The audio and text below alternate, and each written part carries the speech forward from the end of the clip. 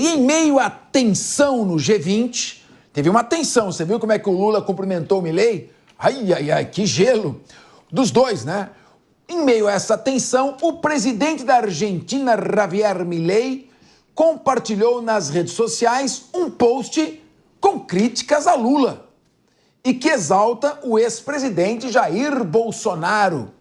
Oh, diplomático, hein? A postagem se refere a um vídeo que mostra Lula cumprimentando diversos líderes do G20 com abraços. Mas ao cumprimentar Milei, nós observamos isso. O gesto foi frio e protocolar, com um aperto formal de mãos. Logo depois, o vídeo mostra diversos momentos do argentino com o ex-presidente Bolsonaro, ambos se abraçando. O post compartilhado por Milei ainda segue acompanhado da frase, abre aspas, é melhor que esquerdistas e comunistas estejam longe, fecha aspas. Priscila Silveira, a única coisa que saiu um pouco do normal aí do G20 foi essa rusga aí do Milei com o Lula, né? Capês, é inevitável. A gente viu ali nas imagens, né, um aperto de mão mais frio, mais protocolar mesmo. Mas, assim, eu fico pensando se talvez não fosse um revide, porque, claro, eles não são amigos, não são aqueles best friends forever, né? Nenhum gosta do outro, tá tudo certo. A gente está recebendo líderes importantes, né? Então, eu não vi ali, eu vi realmente... Priscila, olha como é que ele chega, o Milei já chega com a mão esticada, como ele diz, a mão rígida e o braço rígido, esticado, como quem diz, não chega perto. Eu acho que ali foi um pouco de cada um, não é só... Eu vou aqui falar a verdade. Eu acho que ele já foi com as pedras nas mãos, sabe assim? Tipo, ele não vai me abraçar, então também eu já vou. E o presidente ali, na minha opinião, ele apenas, né, fez o mesmo. Claro que eles não são melhores amigos. Eu achei até que foi educado, mas foi bem frio, realmente. Um abração lá. Eu achei que foi frio, foi protocolar mesmo. E há uma diferença entre os amigos do presidente, como a gente bem viu ele abraçando o Emmanuel Macron, que foi um abraço, foi risos, né? E, curiosamente, o presidente da Argentina rindo, abraçando aqueles apoiadores dele, né? Que, por exemplo, foi o nosso ex-presidente, e acho que ele está com os amigos mesmo. A gente tem isso de diferença, mas ficou evidente ali, Capês, que houve mesmo uma rusga, há uma rusga entre eles, mas a gente está recebendo, né, gente? Aqui eu acho que há uma democracia, a gente não precisa pensar igual. O presidente da Argentina é importante, é uma figura importante aqui da América Latina, enfim, acho que foi educado, mas foi muito frio mesmo, mas eu não sei se foi aí apenas um revide de um para o outro, viu, Capês? Na minha ideia, acho que o presidente até teria uma vontade de abraçá-lo, mas ele ficou com medo de tomar um soco ali, sei lá, de ser aí, né, tirado da ideia de um abraço, e ele apenas apresentou a mão assim como foi dada a ele. Emerson Tawil, a impressão que eu tive é de duas pessoas que não se amam. Isso, eu também.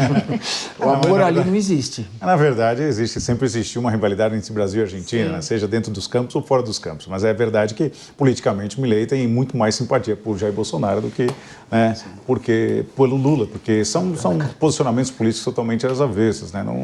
Mesmo assim, ainda fizeram um acordo de contratação de gás, né? O Brasil vai comprar gás da Argentina. Milei vem tentando colocar os trilhos, né? A Argentina, dentro dos trilhos, tem feito um papel difícil, árduo, mas tem tido um crescimento significativo das últimas décadas, inclusive. Vendeu algumas estatais. Hoje o argentino está tendo um poder de compra um pouco maior, está conseguindo segurar o valor do dólar, então está se esforçando ali, né? O Tawil, ele está segurando alguma coisa para não abraçar. Ele já veio segurando um livro lá, como quem diz assim, estou segurando um braço, não posso te abraçar. Com os apontamentos ali já para...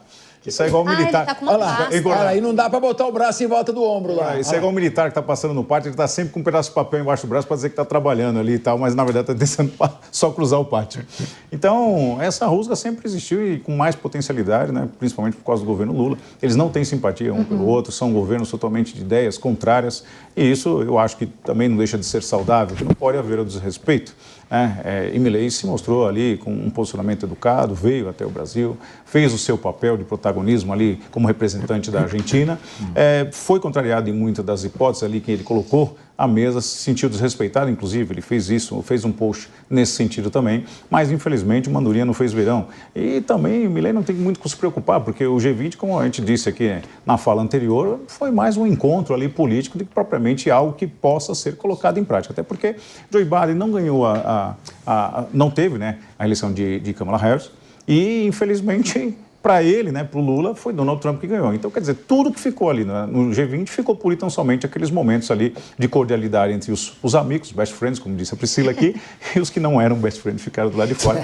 Mas é igual buzina em avião ou violino em escola de samba. O que foi decidido ali, infelizmente, não vai ter nenhuma força política que possa trazer efetivamente algo palpável, seja para qualquer nação. Até mesmo porque assinaram uma declaração contra a violência, né, no Oriente Médio, mas esquece que o G20 está instalado no estado de maior repercussão e violência do país, na qual o governo não consegue colocar os seus tentáculos ali para que possa reunir... Rio de Janeiro, forças, você está falando? Rio de Janeiro. Então, quer dizer, inclusive teve um veículo oficial furtado lá no evento. Dois. Não, levaram toca-fitas também? Não, não é que desse vergonha. tempo. Então, Milei fez o seu papel com brilhantismo e, infelizmente, não havia nada que pudesse ser feito diferente do que foi o resultado do G20 que vem se encerrando. Agora, o Ricardo Rose, o Emerson Tawil, como um grande orador, ele colocou uma metáfora, né, do Milei dentro do G20. Uma andorinha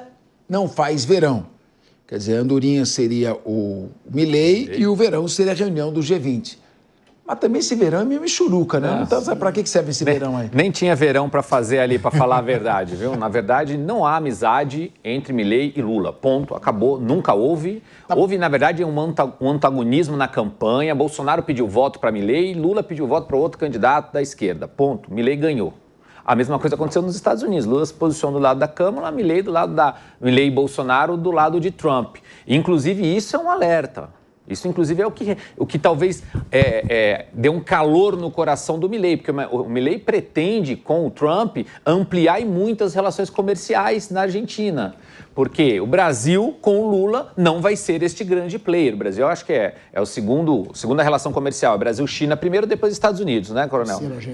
Terceira Argentina. E a Argentina vai crescer muito com o Trump, vai ganhar muito com o Trump, o que nós perderemos. Então, não tem nenhuma relação de amizade, é comércio, como diz, that's economy. Então, ele veio, fez o protocolar, apertou a mão do Lula para manter o mínimo das relações comerciais e é isso que se espera entre Brasil e Argentina nos próximos anos. Agora, Coronel Sérgio Marques, nessas relações entre países, entre os líderes governamentais, a amizade ajuda muito.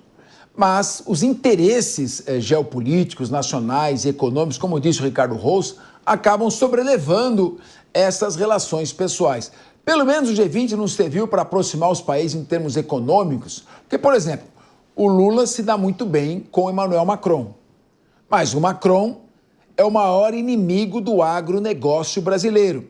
Ele tem barreiras protecionistas, ele protege o agro francês, que não chega nem perto, sombra ao agro brasileiro, né? Nós somos os líderes de exportação, maiores líderes de exportação de 7 produtos alimentícios, né? Alimentamos aí 20% da população mundial, isso dá eu já faço a conta certinha para vocês. O Brasil está na liderança disso. Como é que você vê essa relação entre países? Amizade com alguns países que muitas vezes são nossos rivais e não tem amizade com outro líder, mas que é mais importante economicamente para nós. Inclusive o próprio Macron também tem essa ideia de internacionalização da região amazônica, que é nossa. Vejamos essa questão também. Bom, na prática, países não têm amigos, têm no máximo colegas, porque os interesses econômicos, os interesses geopolíticos acabam se sobrepondo. Lógico, a Argentina é um grande parceiro brasileiro, então só para nós termos uma ideia, ele é o terceiro, né, em relação comercial com o Brasil, né? Então só é superado pela China, Estados Unidos e a Argentina. E a Argentina... O Brasil é o principal parceiro econômico para a Argentina. Então, vejamos que existem pontos de intersecção muito fortes entre o Brasil e a Argentina. Agora, politicamente, são antagônicos, sem dúvida nenhuma. Lula e o Macron são antagônicos. Vejamos uma das tratativas do G20, a tributação dos super ricos. Macron é contra, o Lula ele é a favor da tributação dos super ricos. E aproveitando até esse ensejo, Capês, eu fiz uma pesquisa do patrimônio do Lula, que foi declarado em 2022. O patrimônio do Lula declarado, né, por TSE, 7,4 milhões de reais, o patrimônio dele atual. O G20, uma das propostas do G20 é que os super ricos, e no Brasil ele é considerado um super rico com esse valor, com esse montante, 2%, isso acabou não entrando, não foi aceito na decisão aqui do G20, mas a ideia é que 2% de tudo aquilo que os ricos têm, os super ricos têm, eles deveriam realizar doações. Então, ficaria até uma proposta para o presidente Lula, que é um super rico no Brasil, já que ele está criando esse pacto contra a fome, dele doar em torno de 150 mil reais, que representa 2% do patrimônio dele. Só para dar a informação que eu estava devendo a vocês, o Brasil ele tem capacidade para suprir as necessidades calóricas de 11% da população mundial, cerca de 1 bilhão de pessoas. E ele é o principal líder, o maior exportador dos seguintes produtos. Soja, 56% de toda a soja do mundo é exportada pelo Brasil. Milho, 31%. Café, 27%. Açúcar, 44%. Suco de laranja, 76%. Carne bovina, 24%. E carne de frango, 33%. E é o segundo colocado em vários outros produtos. Então, é claro, o Brasil tem potencial com o seu agro para suprir as necessidades do mundo, mas ali tem presidentes que se dão bem na relação pessoal, mas são nossos, evidentemente, concorrentes, pelo menos no campo de vista econômico. Agora, Priscila Silveira, o Macron colocou bem o coronel Sérgio Marques, ele é contra a tributação dos super ricos na França. Sabe por quê? A França já fez uma tentativa como essa e não deu certo. Queria te ouvir. Capês, esse negócio de taxação do super rico, eu vou falar da minha opinião e eu acho que é uma questão mais de populismo, né? Eu digo isso porque, quando eu falo de taxar, eu não entendo de economia, não é isso, tá? Mas a minha percepção é em qual sentido? Quando a gente fala de taxar super rico, eu estou falando com aquela pauta menos favorecida, né? Para poder falar assim, olha, eu não tenho, mas eu vou tirar de quem tem. Agora, eu não sei te dizer, e isso até vou colocar aqui para vocês, para que vocês nos expliquem, se for o caso, eu não sei se isso terá, de fato, uma efetividade de eu tirar de quem mais tem, em detrimento, para onde que vai esse dinheiro se eu tirar de quem mais tem? Vai ser dado para aqueles que não têm? Essa é a primeira pergunta. Ou vai ficar para o governo? Porque se eu tiro de quem mais tem e deixo para o governo, a gente está fazendo mais do mesmo. E aí, nesse sentido, a gente tende a estar, na verdade, a uma falácia. Agora, se eu tirar de quem mais tem, por que quem mais tem mais? Porque trabalhou mais? Porque lutou mais? Ou porque teve mais chance? Então, se eu falo, por exemplo, que eu vou tirar de quem mais tem para dar para quem não tem porque não lutou, a gente cria mais uma vez um sentido de polarização. E eu sou contrária a todo tipo de polarização, Capês. Eu acho que, e eu não estou falando isso porque tenho, nem porque não tenho, eu estou dizendo que a gente joga para a plateia e diz assim, olha, eu quis taxar o super rico, quem não quis foram eles que não aceitaram. Então eu acho que cada vez mais a gente traz a questão odiosa e nós vamos entrando numa bolha, num ciclo de violência, e eu repito aqui, mais uma vez, sem nenhum cenário de resolver o problema daquele que não tem a situação, impondo ou colocando o problema na culpa do outro. Agora, meu querido Emerson Tawil, não deixa de haver uma estigmatização dos mais ricos com essa proposta. Mas o que eu não ouço falar é corte de gastos. Então, porque é 50 bi de emenda parlamentar, meu amigo, 50 bi, 16 bi para a Lei Rouanet. Tá certo? Então, é muita gente ficando rica aí com as custas de dinheiro público. Então, é preciso, em primeiro lugar, pensar em cortar para depois taxar, porque o que aconteceu na França foi uma evasão de super ricos do país. Depardieu, levando o Gérard Depardieu, que é o ator francês, foi um do que liderou esse movimento de fuga. Então, eu não sei, eu acho que quando a gente fala em criação de novos tributos, elevar tributação, nós estamos no caminho errado. Não sei, eu acho que o caminho tinha que ser cortar a despesa, né? Pois é, então, quando eu disse que Javier Milei era andorinha, né, uma andorinha não faz verão dentro do G20. Na Argentina, ele faz verão. Tanto é que um dos principais temas que ele fez e colocou em prática foi a redução, o enxugamento ali, podemos dizer, dos gastos públicos, que é o que deu uma alavancada. A conta não fecha. Se você arrecada menos e gasta mais, é óbvio que vai sempre fechar no vermelho. Então, são esses pontos que devem ser primordiais, do qual o Brasil se recusa veementemente de assumir esse papel. E o pior ainda, Capês, eu digo que é o seguinte, o problema não são os super ricos. O problema é aquele que não se acha super rico, mas gasta como tal, né? Os gastos com viagens, com trocas de sofás, com eventos particulares ali com uma conotação, com gasto de dinheiro público. Esses são os maiores problemas que avassalam o país. E isso precisa ter um estancamento. Não dá. É um derramamento de dinheiro público que escoa diuturnamente e quem paga sempre é você, contribuinte. É você que sustenta toda essa mazela. E os nossos governantes parecem dar de ombros para a população brasileira. E, como você disse, essa ameaça, né, de imposição de imposto, mais um imposto, né, para os super ricos, isso pode ter um dano catastrófico no país e termos aí uma evasão dos super ricos e ficarmos à míngua. Talvez para o governo possa ser interessante, porque parece que quanto maior a dependência do povo tiver do seu governo, mais laços ele consegue criar de dependência e sustentabilidade para que os governos possam ser mantidos ao longo do tempo. Mais ou menos, ô Rose, seus exames deram alterados ali. Você vai fazer exame de sangue, não o teu caso. O C é impessoal, indeterminado, né? Índice de indeterminação do sujeito. Então os exames estão alterados, o colesterol está alto, triglicérides também, você vai ter que perder peso.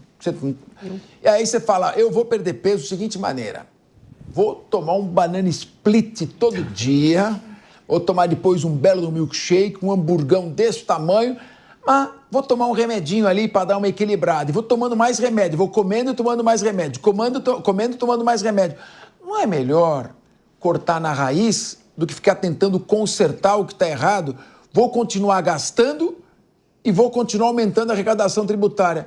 Até a hora que o recorde de recuperações judiciais, que já é uma realidade no país, se transformar num recorde de falências. Sem sombra de dúvida, é exatamente essa descrição que você teve. A gente tem que cortar gastos, tem que ter responsabilidade fiscal, tem que fazer um trabalho de aumentar a produção, estimular a nossa economia para desenvolvermos mais. Ponto. A proposta de taxação dos super ricos, por exemplo, que Macron foi contra, e foi contra, como bem dito aqui, porque a França já viveu isso na pele e teve uma evasão de super ricos daquele país, não funciona. Isoladamente não funciona. Hipoteticamente, teria alguma possibilidade de funcionar se todos os países aderissem, o que é uma hipótese bem complexa. Todo mundo taxasse, aí não tem para onde as grandes fortunas irem, aí sim faria algum sentido. Mas fora isso, uma nação ou outra nação, ou pequenos blocos de nações, aderindo a uma ideia dessa não funciona, porque os ricos pegam seu dinheiro, como foi o exemplo que nós tivemos lá na França, do ator muito conhecido, Gérard Depardieu, que pegou seu dinheiro, foi para a Bélgica num primeiro momento e foi para a Rússia num segundo momento, onde ele declara